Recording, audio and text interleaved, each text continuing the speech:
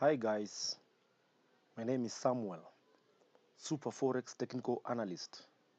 Today we shall be looking at NZD USD on the 4 hours time frame, and I shall be showing you a simple strategy how to determine a trend using two indicators. The first indicator that we shall be using is called the Money Flow Index, MFI, Money Flow Index. This indicator normally generates overbought and oversold signal. Let's add this indicator.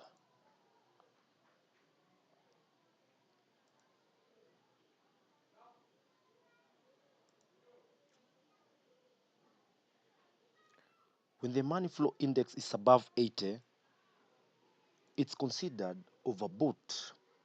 And when it's below 20, it's considered oversold. Now, the second indicator that we shall be using is called moving average. And we shall be using 20 period EMA. Let's add the indicator.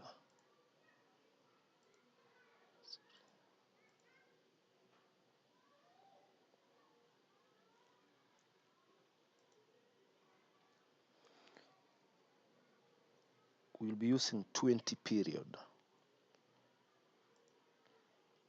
Perfect. Now, we can see here,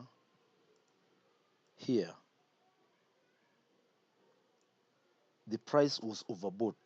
That means the price will fall in the next few hours. Now,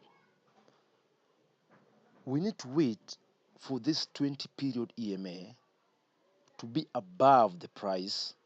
Then the 20 period EMA should face down. And that's a clear indication that we are on a strong downtrend. We are on a very, very strong downtrend.